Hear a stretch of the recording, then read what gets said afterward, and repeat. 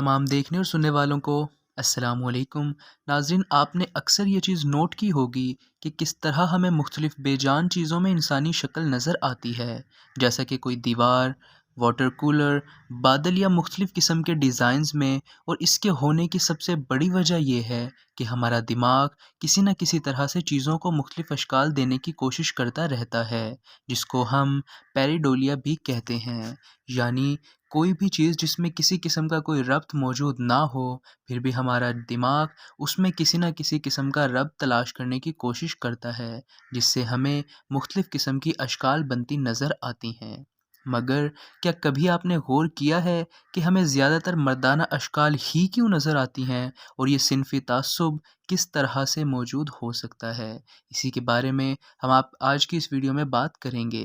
لیکن اس سے پہلے میری آپ سے ایک چھوٹی سی ریکویسٹ ہے کہ اگر آپ چینل پر پہلی بار آئے ہیں تو چینل کو سبسکرائب کر کے بیل آئیکن کو ضرور پریس کر دیں۔ تو چلیے پھر بغیر ٹائم ویسٹ کیے ہم بڑھتے ہیں سیدھا اپنی ویڈیو کی طرف۔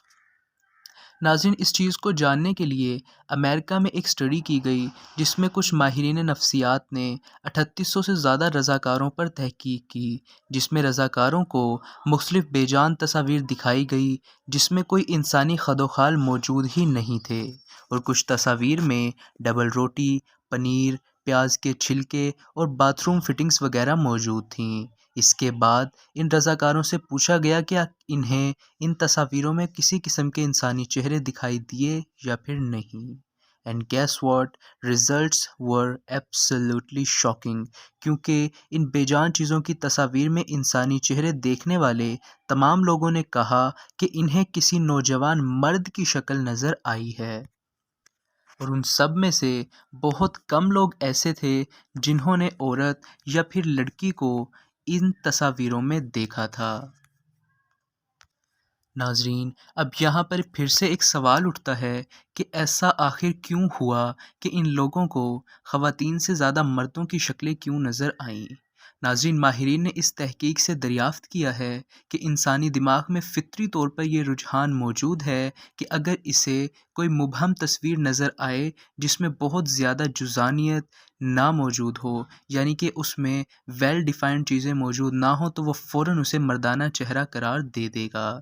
یہی بات اس طرح سے بھی کہی جا سکتی ہے کہ دماغ کے لیے مردانہ چہرہ پہچاننا زیادہ آسان اور سادہ عمل ہوتا ہے، جو کہ زیادہ تیزی سے اور کم وقت میں مکمل بھی ہو جاتا ہے۔ مگر اس کے برعکس کسی بھی بے جان چیز میں زنانہ انسانی چہرہ تلاش کرنے کے لیے انسانی دماغ کو بہت زیادہ تفصیلات اور جزئیات کی ضرورت پڑتی ہے۔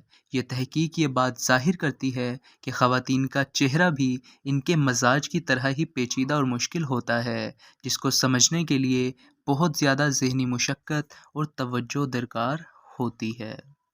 تو ناظرین، آپ کا اس کے بارے میں کیا کہنا ہے وہ آپ نیچے کمنٹ سیکشن میں مجھے بتا سکتے ہیں۔ باقی آج کی ویڈیو یہیں تک تھی۔ میں امید کرتا ہوں کہ آپ کو ویڈیو ضرور اچھی لگی ہوگی۔ اگر آپ کو ویڈیو اچھی لگی ہے یا کچھ جاننے کو ملا ہے تو پھر ویڈیو کو لائک ضرور کر دیجیے گا، اور ساتھ ہی ساتھ چینل کو سبسکرائب کر کے بیل آئیکن کو بھی ضرور پریس کر دیجیے گا۔ ہم ملتے ہیں پھر اپنی نیکسٹ ویڈیو میں، تو تب تک کے لیے ایز آلویز اللہ حافظ۔